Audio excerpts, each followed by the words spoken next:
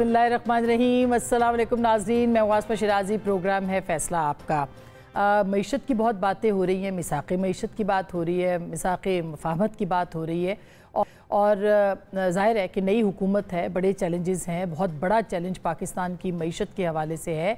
सियासी बहरान अपनी जगह पे है जिसमें थोड़ा सा अब हमें वो ठहरता हुआ नज़र आ रहा है, लेकिन मईशत के हवाले से बड़े फ़ैसले करने। कल आपने सुना होगा शाहज़ेब खानज़ादा साहब को इंटरव्यू दिया, नए वफाकी वज़ीर जो हैं ख़जाना के मोहम्मद औरंगज़ेब साहब। उन्होंने बहुत प्रॉमिसिंग नज़र आए, बहुत उन्होंने लोगों को उम्मीद दिलाई है कि चीज़ें ठीक होंगी, और ये चीज़ें कैसे ठीक होंगी इसका रियलिटी चेक भी बहुत ज़्यादा ज़रूरी है। IMF इस वक्त पाकिस्तान के अंदर है, उनके मुतालबात की फहरिस्त आ चुकी है, पाकिस्तान को उन पर अमल दरामद करना है, तवीलुल मुद्दत यानी कि लॉन्ग टर्म बुनियादों के ऊपर IMF को इंगेज करना है। बहुत सारे मॉडल्स की बात हो रही है कि पाकिस्तान के अंदर मिस्र का मॉडल काम करेगा या बांग्लादेश का मॉडल काम करेगा IMF के हवाले से, और इसके साथ साथ इस बात के ऊपर बात हो रही है कि पाकिस्तान की आवाम ये जानना चाहती है कि महंगाई कम होगी या नहीं होगी।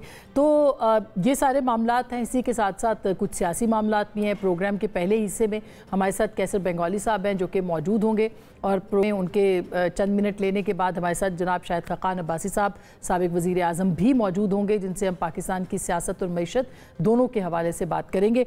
सबसे पहले बंगाली साहब, मैं आपके पास आना चाहती हूँ। सर, आपको क्या लगता है, क्योंकि IMF की डिमांड्स अब सामने आ चुकी हैं। मुझे याद है कि आज से 5-6 बरस पहले आपका जब हमने इंटरव्यू किया था, उस वक्त भी IMF जो है वो डील कर रही थी पाकिस्तान के साथ, और बहुत ही ख़तरनाक किस्म की उन्होंने जो है वो शराइत पाकिस्तान को दी, उनको मानना भी पड़ी। इस वक्त क्या सूरत हाल है और क्या कोई बेहतरी के इम्कानात हैं? कि IMF का जो एजेंडा होता है वो हमेशा एक जैसा होता है। वो ना ज़्यादा सख्त होता है ना ज़्यादा नरम होता है। ये और बात है कि वो अगर वो कहते हैं कि आप इतनी टैक्स जमा करें तो वो रेट बढ़ा देते हैं कि इससे और ज़्यादा टैक्स जमा करें, इसको हम सख्त कहते हैं। IMF का तो एक ही बैंक है, बैंक अपना लोन को सिक्योर करना चाहते हैं और वो चाहते हैं कि हुकूमत के रेवेन्यूज़ ज़्यादा से ज़्यादा हो। उसका इम्पैक्ट अवाम पे क्या होता है वो IMF का मतलब नहीं है। It's not their problem.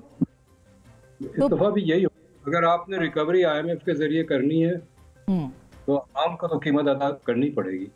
अगर वो ज़्यादा कीमत मांग रहे हैं तो आवाम ज़्यादा कीमत देंगे। नहीं तो क्या आपको लगता है कि ये ज़रूरी है, इस वक्त नागुज़ीर है, इसके अलावा चारा नहीं है? और क्या बेहतरी हो सकती है तो कितने अरसे में हो सकती है? मैं आवाम के हवाले से पूछना चाह रही हूँ कि इस वक्त जब आप बिल्कुल मेरा अपना व्यू है, आपके प्रोग्राम पे भी कह चुका हूँ कि हम, मेरा ख्याल है 4-5 साल पहले बैंकरप्ट हो चुके हैं, दिवालिया हो चुका है हमारा। कर्जा लेते हैं कर्जा वापस करने के लिए, तो उस सूरत में तो अगर आपने अगली पेमेंट पे डिफ़ॉल्ट नहीं करना है तो कर्जा लेना पड़ेगा, और कर्जा सिर्फ IMF से ही मिल सकता है। IMF के रास्ते दूसरे भी देंगे, तो ये तो नागुज़ीर है। लेकिन बात ये कि जो रिपेयर है इकोनॉमी की वो शुरू होनी चाहिए, और वो IMF के एजेंडा के बाहर होनी चाहिए। वो मुमकिन है, और मैं समझता हूँ कि 3 से 5 साल में हम मईशत को स्टेबलाइज कर सकते हैं रिकवरी के जानिब। लेकिन वो IMF के रास्ते नहीं होगा। वो किस रास्ते होगा सर?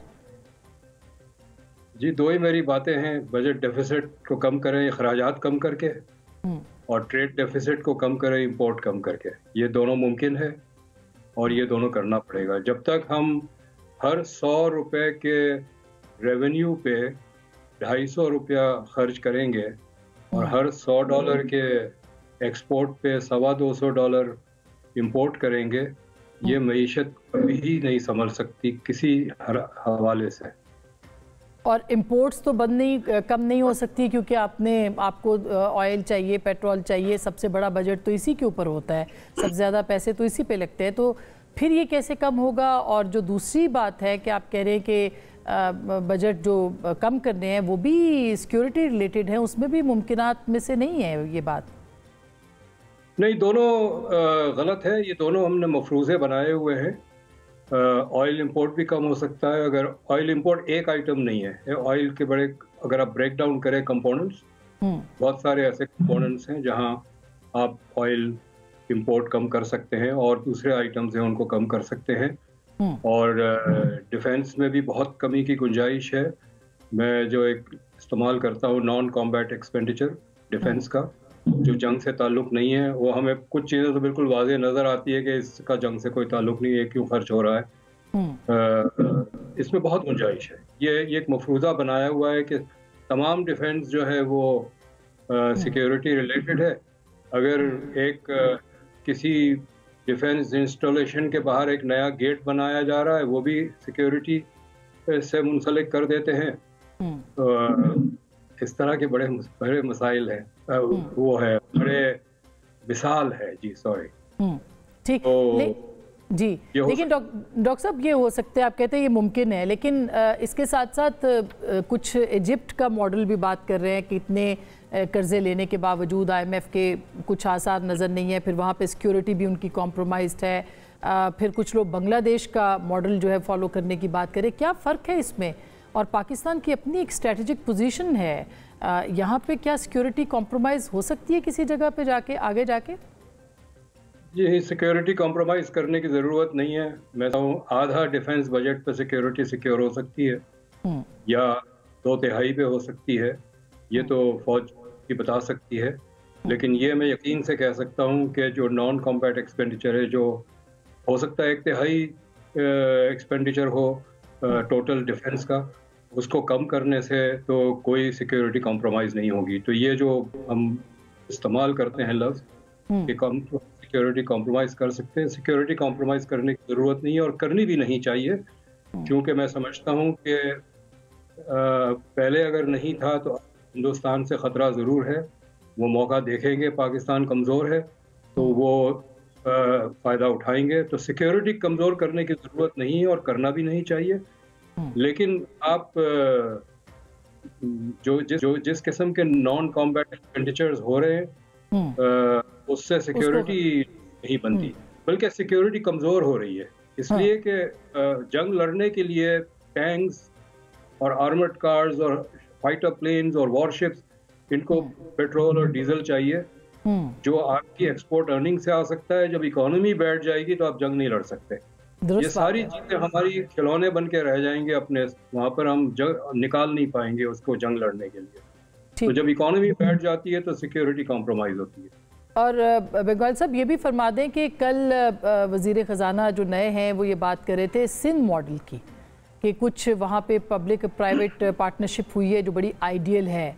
किन किन शोबों के अंदर बाकी सूबों में हो सकती है, और क्या वाकई आप देखते हैं, क्योंकि आपने बहुत काम किया है सिंध के हवाले से भी, ये मुमकिन है कि बाकी सूबे भी उसको फॉलो करें? कौन कौन से एरियाज़ हैं सर? जी, सिंध लीडर है पब्लिक प्राइवेट पार्टनरशिप में। ये जो पूरा थर में कोयले का निज़ाम है वो पब्लिक प्राइवेट पार्टनरशिप है। जो कॉरपोरेशन हैं सिंध एग्रो, उसमें 54% सिंध गवर्नमेंट के पैसे हैं, बाकी प्राइवेट सेक्टर के हैं। सड़क बनाई है, हाईवे बनाई है पब्लिक प्राइवेट पार्टनरशिप में, जो मोटरवे स्टैंडर्ड की है, स्कूल है, हॉस्पिटल्स है। लेकिन हर चीज़ पब्लिक प्राइवेट पार्टनरशिप पे नहीं जा सकती है। इसलिए नहीं जा सकती है कि जो प्राइवेट पार्टी होगी वो PPP मॉडल का बुनियाद ये है कि जो प्राइवेट पार्टी है वो रेवेन्यू जनरेट करके अपना रिकवर करेगी। बहुत सारे ऐसी प्रोजेक्ट्स हैं जिसमें रेवेन्यू नहीं आता है, वो सिर्फ सर्विस प्रोवाइडर है। तो ये कहना कि हम सारी चीज़ें पब्लिक प्राइवेट पार्टनरशिप से करेंगे, ये हो नहीं सकता, मुमकिन नहीं है। सर लास्ट क्वेश्चन, ये मुआशी बहरान हल हो पाएगा नई हुकूमत से, जिसकी जो आप कह रहे हैं कि 3 से 5 साल लग सकते हैं, लेकिन उसके सियासी असरात भी होंगे, तो क्या आपको लगता है कि बहुत जल्द कोई रिलीफ मिल सकता है किसी शोबे के अंदर?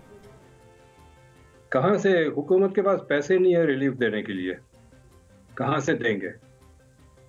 ये सारे जो अखराजात हमारे इस वक्त, टोटल रेवेन्यू जो है वो कर्ज अदा करने में चला जाता है।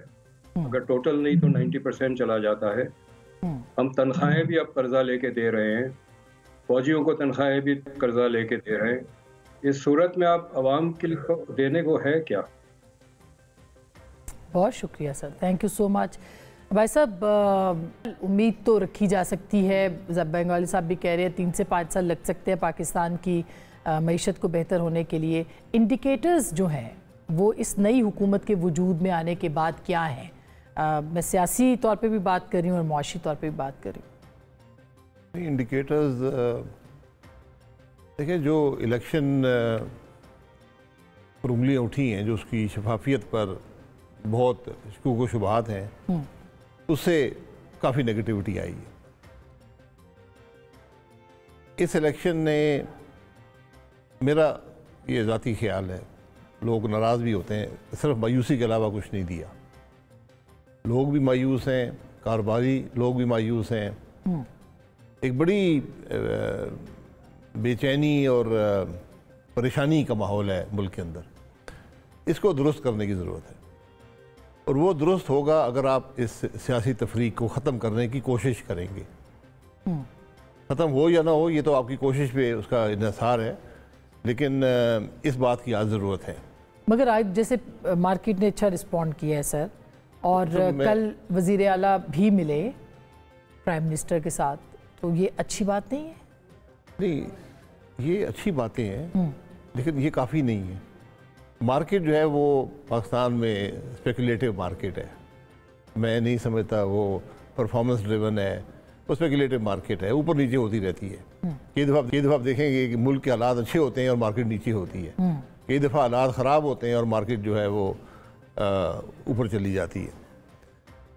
इसलिए अब कॉन्फिडेंस देना है अपने इन्वेस्टर्स को भी, और जो मुल्क के अंदर लोग कारोबार करते हैं कि हम ग्रोथ कैसे लाएंगे। क्योंकि आपके जो सारे इकदाम जो भी बंगाली साहब ने बात की है, ये आपको ग्रोथ नहीं देंगे, ये ग्रोथ को रोक देंगे। अगर आप इंपोर्ट को कंप्रेस करते हैं, उससे ग्रोथ रुक जाती है, क्योंकि जैसे ही आपकी ग्रोथ आती है तो डेफिसिट आ जाता है, डॉलर्स की कमी हो जाती है। जो जहाँ तक हुकूमत के खर्चात करने की बात है, खर्चात में कमी से बात नहीं बनेगी, क्योंकि खर्चात में कमी की गुंजाइश ही बड़ी कम है। और जो बिलावल साहब कह रहे हैं कि पता नहीं 14 या 17 वजारतें जो कंकरेंट लिस्ट की थी, जो ख़त्म करनी थी वफाक को, वो ख़त्म करें तो सल्यूशन हो सकता है, हल मिल सकता है। जी बिल्कुल, वो आपको ख़त्म करनी चाहिए। आपके डिवीजन पिछली अब जो इंटरिम गवर्नमेंट है, मेरा ख्याल है वो 1 या 2 डिवीजन मजीद बढ़ा गई है, तो ये शायद 48 या 50 के करीब डिवीजन पहुँच गए हैं, मुझे नंबर सही याद नहीं है। तो इनको आप बासानी तकरीबन 30% तो बासानी ख़त्म कर सकते हैं, यानी 15-20 तो आपको बिल्कुल ख़त्म कर, या मर्ज कर दें या ख़त्म कर दें, ताकि हुकूमत चलाने में आसानी हो। उससे कोई ज़्यादा रकम आपकी कम बचेगी नहीं, लेकिन हुकूमत चलाने में आसानी होगी। हमें ये जो पुराने घिसे पिटे फार्मूले हैं ना, इनसे काम चलता नहीं है। आज BFR में एक हेडलाइन थी कि वज़ीर साहब ने कमेटी बना दी है हुकूमती अखराजात कम करने के लिए। ये जहाँ तक मुझे याद पड़ता है, पिछले 10-15 साल में ये कोई 10वीं या 12वीं कमेटी है, और वही लोग होते हैं इसके अंदर। वो बेचारे क्या कम करेंगे, किस चीज़ को कम करेंगे? हकीकत यह है कि आपको आज ज़्यादा पैसे खर्च करने की ज़रूरत है।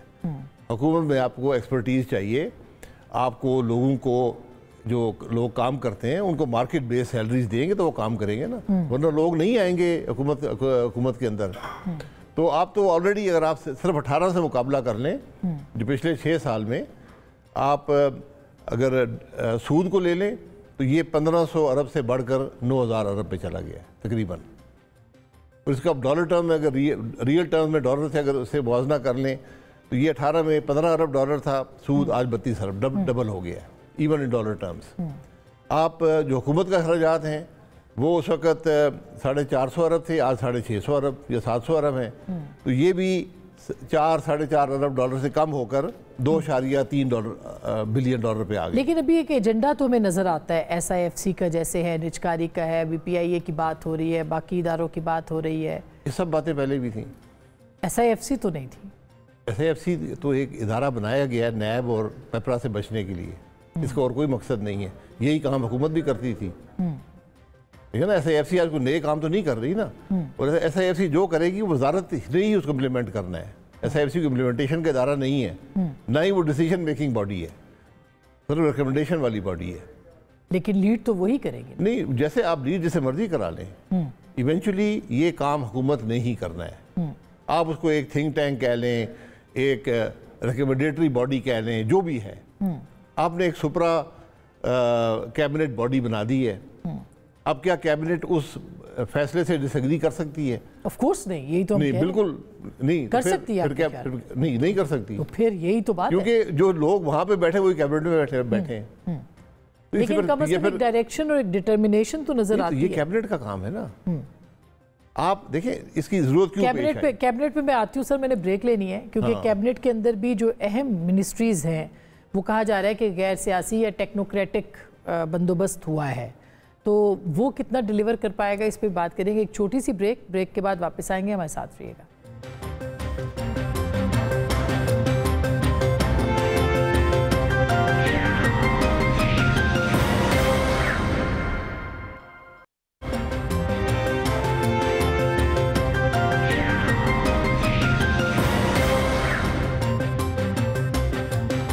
Welcome back. एक दफ़ा फिर आपको खुशामदीद कहते हैं। जनाब शाहिद खाकान अब्बासी साहब, साबिक वज़ीर आज़म पाकिस्तान, हमारे साथ मौजूद हैं। भाई साहब, एक टेक्नोक्रेटिक बंदोबस्त तो हुआ है, कुछ प्रोफेशनल्स आए हैं, टेक्नोक्रेट्स आए हैं, जैसे मोहम्मद औरंगज़ेब साहब हैं, जैसे मोहसिन नकवी साहब हैं, जैसे मतलब 2-3 जो अहम वजारतें हैं वो तो टेक्नोक्रेट्स के पास ही गई हैं। तो इसको आप किस तरह से देखते हैं?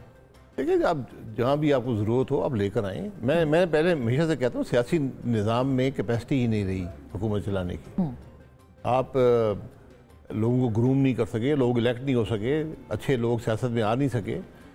बहुत कहते रिजाल है सियासत के अंदर, तो इसलिए आपको बाहर से लोग लाने पड़ते हैं और लाने चाहिए। इसमें कोई ख़राबी नहीं है, कोई ऐसी बात नहीं। नए वज़ीर ख़जाना तो बड़े प्रॉमिसिंग लग रहे हैं। जी, वज़ीर ख़जाना है, उनको हुकूमत का तजर्बा नहीं है, लेकिन मेरा ख्याल कर लेंगे, मैनेज कर लेंगे। उनको चलने दिया जाएगा बाय द वे, क्योंकि मिफ्ता इस्माइल साहब को भी, वो भी तो ज़ाहिर है कि न्यू कमर थे ना उस तरह से। चलने नहीं, मिफ्ता साहब न्यू कमर नहीं थे। मिफ्ता साहब 2008 से पार्टी के साथ थे, मगर उसके बावजूद उनको इस पोजीशन पे लाया गया। जी, वो फिर अगर आपने अंडरमाइन करना है किसी को तो फिर तो कोई मुश्किल नहीं है। तो अभी भी मैंने देखा है कि औरंगजेब साहब को अंडरमाइन करने की कोशिश की जा रही है अभी भी। जी, मैं देखा लोग ट्वीटें कर रहे हैं और पता नहीं बयान दे रहे हैं उनके बारे में। तो ये एक तरीका होता है अंडरमाइन करने का किसी को। तो ये चीज़ें चलती नहीं है। एक नए आदमी आए हैं, उनके ज़्यादा कॉन्फिडेंस दे सकेंगे। आपकी बेसिक ज़रूरत तो IMF का प्रोग्राम को मैनेज करने की है। प्रोग्राम नहीं है जो IMF की कंडीशनलिटीज़ हैं, आप उनसे लोन लेते हैं, उसको मैनेज करने की है। तो वो मेरे ख्याल है ये सबसे बेहतर कर पाएंगे। जी कर पाएंगे, जी कर पाएंगे। लेकिन हुकूमत के अंदर जो पेचीदगियाँ होती हैं उनको समझने में कुछ उनको वक्त लगेगा। मसलन मिफ्ता साहब ने पेट्रोल बढ़ाया तो मरियम बीबी का ट्वीट आ गया कि इसको कम करें और इसको ज़रा देखें, और इस तरह की उस ट्वीट की ज़रूरत नहीं थी, क्योंकि मिफ्ता साहब का कोई ताल्लुक पेट्रोल की कीमत से नहीं है। ये हमें बड़ी गलतफहमी है। तो मुझे उम्मीद है कि ये वज़ीर ख़जाना कम अज़ कम इस काम से निकल जाएंगे। ये मार्केट डिटरमिन करती है क्या प्राइस है, वही प्राइस आप और अब कोई ट्वीट भी नहीं करेगा। जी, ट्वीट भी कि मियां साहब मीटिंग, ट्वीटों से कभी कुछ नहीं मिलता। काम करें, हमारा मुल्क नाराज हो गए या कुछ इस किस्म के। जी, तो ये ट्वीट से काम चलता नहीं है, आप काम करना पड़ता है। तो ये हुकूमत डिलीवर कर पाएगी? अभी अल्लाह करे जी, मैं दुआ ही कर सकता हूँ। लेकिन हुकूमत वही है जो पहले 16 महीने गुजार के गई है, उससे भी कम सतह की हुकूमत है। फिर मैंडेट के साथ आया ना सर, 5 साल के लिए आया। वो मैंडेट सही था, ये मैंडेट शक व शुबे का शिकार है। वो भी 16 महीने का मैंडेट था आपके पास, और आप इलेक्ट होके आए थे। आपके खिलाफ धांधली हुई थी। आज तो तासुर उल्टा है। लेकिन वो अगर हुकूमत चल गई 3.5 साल जो धांधली, जिसपे उस पे भी इल्जाम थे जी, इन पे भी इल्जाम हैं, तो क्या पाकिस्तान में वैसे ही चलेगा ना, या कोई निज़ाम आपको लगता है? हाँ, आप चला सकते हैं। वो 3 साल 8 महीने इमरान खान साहब ने भी एक पैसे का काम नहीं किया, तो आप भी 5 साल गुजार सकते हैं एक पैसे का काम किए बगैर। तो आपको लगता है कि कोई काम नहीं PMLN की गवर्नमेंट डिलीवर नहीं कर पाएगी? मुश्किल होगा। मुझे वो कैपेसिटी हुकूमत में नजर नहीं आती, माजरत से कहता हूँ। सियासी विल नहीं है, क्रेडिबिलिटी नहीं है, वो देखें, वो तजर्बा नहीं है, वो सोच नहीं है जिसकी ज़रूरत है। और फिर जब आपका अपना मैंडेट मशकूक हो जाए ना, फिर आपको बहुत मुश्किलात आती हैं। और यहाँ पर जो अक्सरियत भी डाउटफुल है कि वो जरदारी साहब के पास है हुकूमत की अक्सरियत, यानी उसकी अक्सरियत की का वजूद। तो अगर वो हट जाएंगे तो आपको प्रॉब्लम आ जाएगा। वो हट जाएगी आपको लगता है? नहीं, अगर वो हट बात में राजी ना हो, हुकूमत के कैबिनेट में नहीं आए ना, कोलिशन पार्टनर्स कैबिनेट में हो तो वहीं पे बात करते हैं, वरना अब अगर वो अपने आप को असर्ट करेंगे निज़ाम से बाहर तो फिर आपको बुल चलाने में मुश्किलात आएंगी। मगर दोनों की मैरिज ऑफ कन्वीनियंस है ना, एक दूसरे के साथ उनका वजूद है। आपको लगता है पीपल्स पार्टी तनहा छोड़ देगी PMLN को? नहीं, उनका वजूद अब नहीं है ना। नहीं, पीपल्स पार्टी के पास दो हुकूमतें हैं, हाँ। सदर का ओहदा है और सेनेट में अक्सरियत आ जाएगी। तो ये वजूद, इस वजूद के इंहिसार मुस्लिम लीग नून पे नहीं है।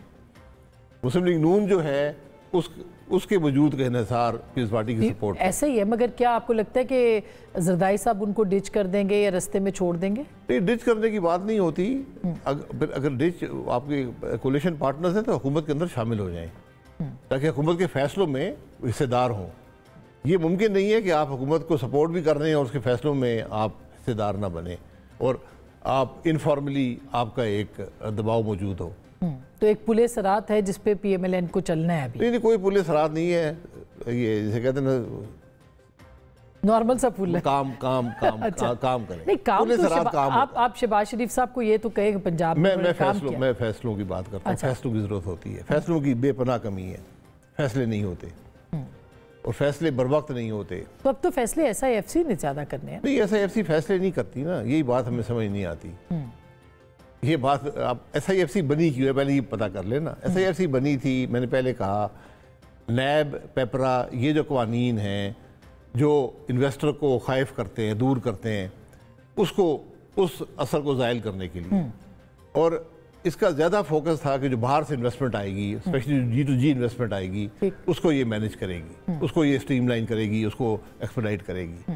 अब वो SIFC ने एक बहुत लंबा चौड़ा मैंडेट अपना लिया है, उससे मुझे मुश्किलात होती नज़र आती। और आपको सियासी इस्तेहकाम के हवाले से, जैसे इमरान खान साहब के मामलात हैं, आपको पता है कि इस वक्त मैं उस पर भी आती हूँ, जो अभी डोनाल्ड लू साहब को भी तलब किया उनकी पार्टी ने और वहाँ से भी एक प्रेशर आ रहा है। लेकिन क्या आपको लगता है कि ये यहाँ पे जो सियासी अदम इस्तेहकाम है वो रहेगा इसी तरह से, या आगे सूरत बेहतर हो सकती है?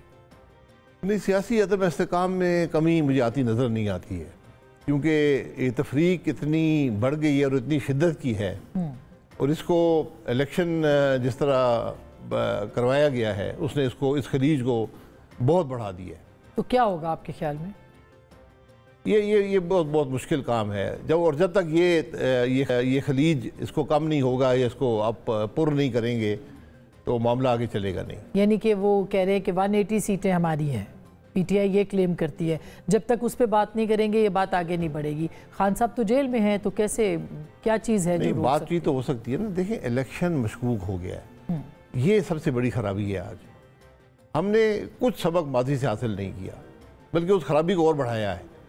तो अब लोग भी परेशान हैं। आप यकीन करेंगे, लोग आज इलेक्शन की बात ही नहीं करते हैं। आप किसी महफिल में जाएं, लोग इलेक्शन की बात नहीं करते हैं। मुझे कल एक दोस्त हैं, उन्होंने बाहर रहते हैं मुल्क से, उन्होंने फ़ोन किया। मैंने पूछा क्या हाल? उन्होंने कहा जी कल यहाँ पहला रोज़ा था, या कल या परसों, तो अफ्तार जिस तरह लोग इकट्ठे होते हैं 4-5 फैमिलीज, उन्होंने कहा कि हमारे पास बात करने की कुछ थी नहीं। हम आपस में इतने शर्मिंदा थे और इतने डिप्रेस थे कि हमने बात ही कोई नहीं की आपस में। तो ना, तो पाकिस्तानी बैठते सियासत की बात ही करते हैं। जी हाँ। तो वो कहते वो बात भी लोगों ने, इतनी लोगों में अब उसमें दिलचस्पी खत्म हो गई है। लेकिन जो सर्वेज आए, अभी मैं एप्सॉस का सर्वे देख रही थी, इसमें 10% लोग मजीद बड़े हैं जो कह रहे हैं कि हालात बेहतर हो सकते हैं। लोगों में पाकिस्तान के अंदर कुछ बेहतरी की तवक्कुआ। जो इलेक्शन से पहले आए थे वो भी देख लें। मुल्क सर्वे से नहीं चलता। आप बाहर जाएं, लोगों से बात तो करें। आपको नौजवान क्या कह रहा है आज? सबसे आपका बड़ा मसला आज आपके नौजवान हैं, और नौजवानों की जो हकीकत है वो अब खोखले नारों से वो नहीं चलेंगे। इमरान खान साहब ने भी नारे उनको दिए, दूसरी जमातों ने भी दिए। आपने आज उनको डिलीवर करना है, और नौजवान के मसाइल का हल इकॉनमी से लिंक्ड है। इकॉनमी ग्रो करेगी, नौजवान के लिए अपॉर्चुनिटीज़ आएंगी, जॉब के मौके आएंगे, कारोबार के मौके आएंगे। आज सब इस पर फोकस करें। तो भाई साहब, वापस उस पर आती हूँ, PMLN की सियासत पे। ज़ाहिर है आप तो अपने आप को उनसे अलग तकरीबन कर ही चुके हैं और नई पार्टी भी बनाने के ख्वाह हैं। आप मियाँ साहब को कहाँ खड़ा देखते हैं इस वक्त?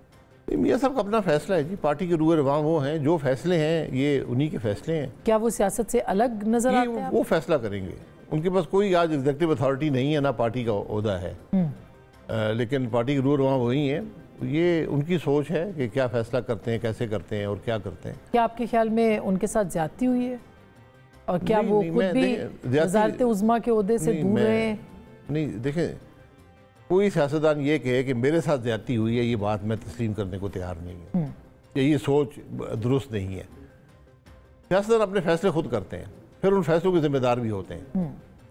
मियाँ साहब ने अपने फैसले किए, उसकी जिम्मेदारी उनको कबूल करनी पड़ेगी। देखिए, जब वो आए थे पाकिस्तान वापस तो वो भी बड़े प्रॉमिसिंग थे। अगर आपने देखा उनका इतना बड़ा खिताब और फिर पूरा एक उनके लिए एक तैयारी की गई कि चौथी बार के वज़ीर आज़म, और लोगों को बताया गया कि यही वज़ीर आज़म होंगे। फिर क्या हुआ, वो फिर बैक सीट पे क्यों चले गए?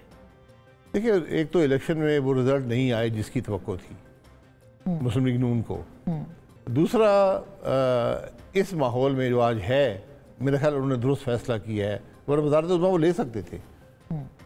और ये आइंदा की सियासत के लिए उन्होंने ये फैसला किया है कि फ़िलहाल बैक फुट पे जाया जाए। ये मुझे नहीं पता उनके क्या आगे सोच है, लेकिन आज उन्होंने, मेरी नज़र में, अगर उनके पास ये ऑप्शन था वज़ारत उज़्मा का, जो बज़ाहिर नज़र आता है कि था, उनकी जमात से ही वज़ीर आज़म आया है, तो उन्होंने ना लेकर एक दुरुस्त फैसला किया मेरी नज़र में, क्योंकि इस माहौल के अंदर उनके लिए आगे चलना ज़रा मुश्किल था। नाज़रीन, हम बात करें जनाब शाहिद खाकान अब्बासी साहब से। एक छोटी सी ब्रेक ले रहे हैं, ब्रेक के बाद वापस आएंगे। उनका अपना एक सियासी प्लान है, वो क्या है और मुस्तकबिल कैसे देख रहे हैं वो अगले चंद महीने, कम अज़ कम मईशत और सियासत के हवाले से, मिसाक़ मईशत के हवाले से और मफाहमत के हवाले से। हमारे साथ रहिएगा, मिलते हैं ब्रेक के बाद।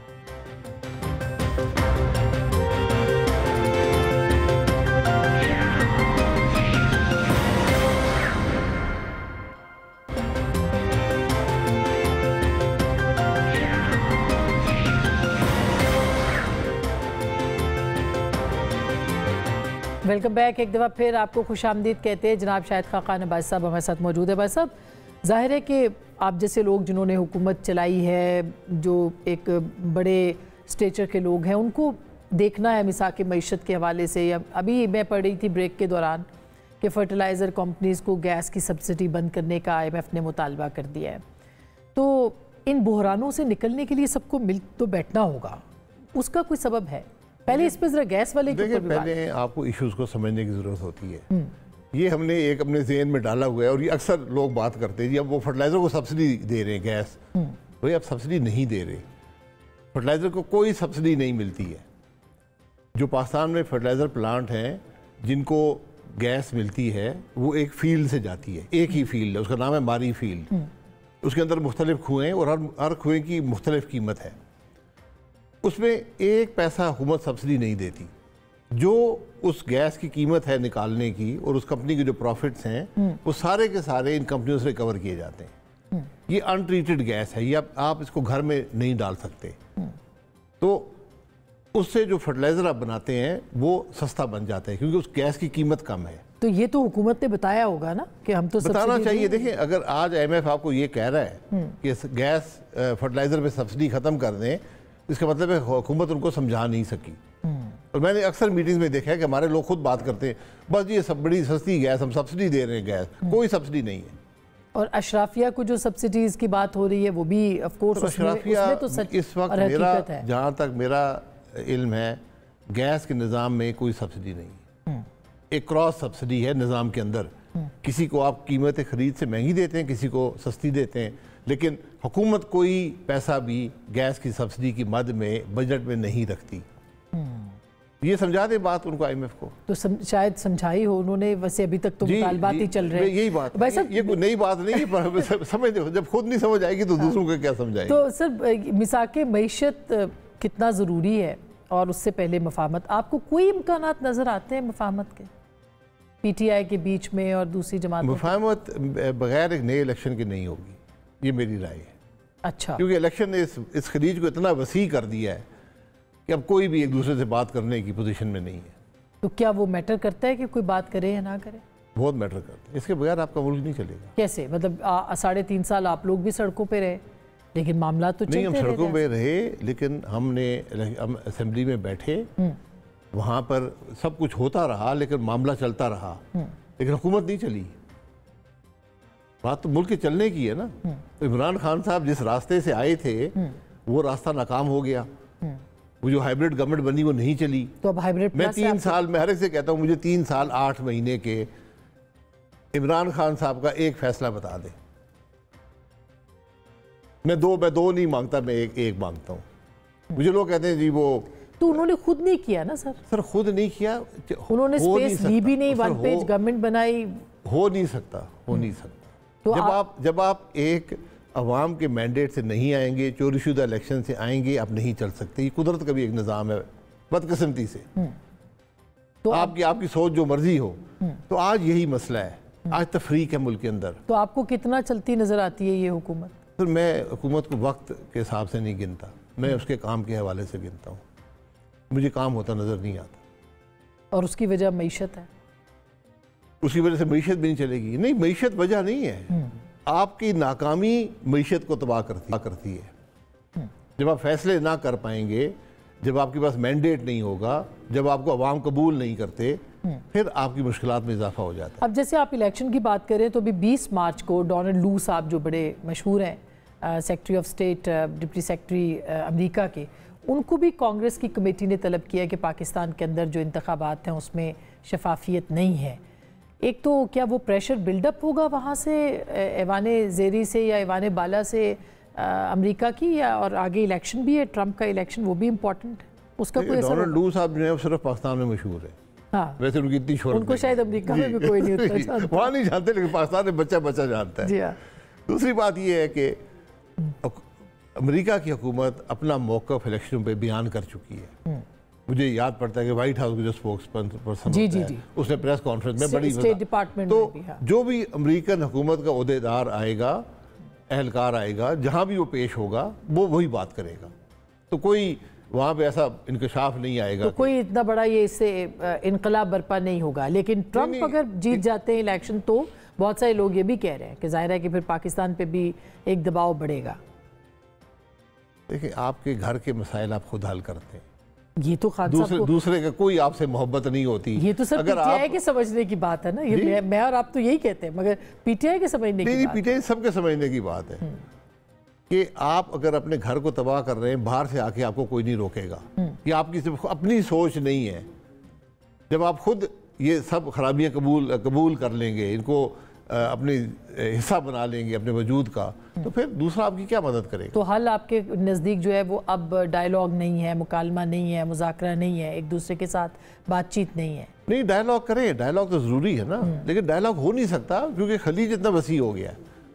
आज मैंने कहा कि पिछले जो 6 साल का अरसा है, सियासत दुश्मनी में तब्दील है, सियासत नफरत में तब्दील हो गई है, सियासत गाली गलोच का नाम है। और ऐसे में आप एक सियासी जमात लॉन्च कर रहे हैं मई के महीने में। जी, मैं नहीं कर रहा हूँ, बहुत से दोस्तों की ख्वाहिश है और होनी चाहिए। मैं पहले से कह रहा हूँ कि एक जमात की जगह है, वो जमात जो गाली ना दे, जो नफरत ना पैदा करे, जो तफरीक ना डाले, जो मुल्क के मसाइल की बात कर सके, जिसके अंदर ये सलाहियत हो कि वो हल दे सके मसाइल का, जो एक शेडो गवर्नमेंट के तौर पे काम कर सके। तो ये 1 मई को आप अपनी पार्टी लॉन्च करेंगे? जी, मेरी पार्टी नहीं है, बहुत से लोगों की ख्वाहिश है, ये हम उस पर कर रहे हैं, काम कर रहे हैं। तो ये इंशाल्लाह मई में, जून में इंशाल्लाह लॉन्च हो जाएगी, आ जाएगी जी। और उसके बाद 3 मई भी सोच रहे हैं। अच्छा